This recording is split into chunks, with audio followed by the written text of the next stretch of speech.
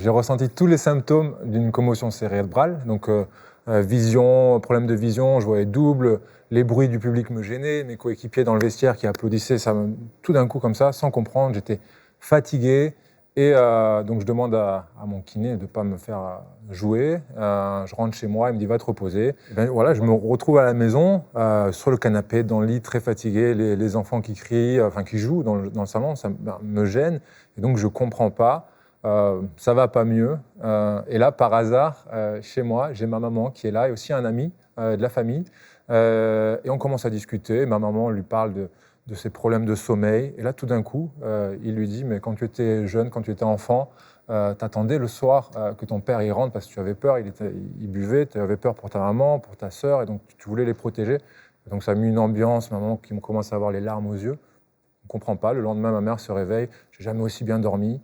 Donc moi, je vais voir mon ami et je lui dis, mais qu'est-ce qui s'est passé t'es médium ou quoi? En rigolant. Et il me dit, non, tu m'appelles comme tu veux, mais ouais, je ressens des choses, des énergies, je reçois des messages.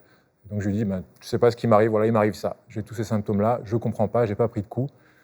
C'est bizarre, tu peux m'aider.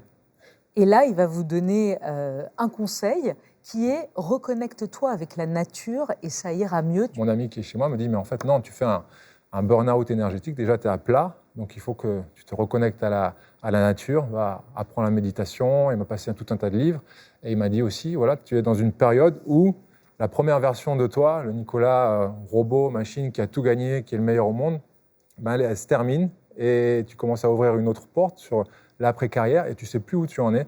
Pendant longtemps, la santé mentale était un tabou dans le sport. Aujourd'hui, de plus en plus de grands sportifs, comme vous, disent non, parfois tu craques, et montrent et disent leurs faiblesses.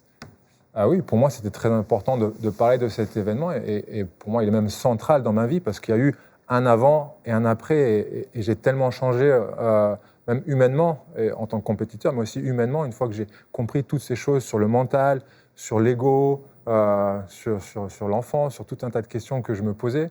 Et donc, c'est important d'en parler, c'est important de montrer qu'on peut être fort et de temps en temps faible ou vulnérable et qu'on a le droit de le dire et de se faire aider et qu'il n'y a pas de honte à ça.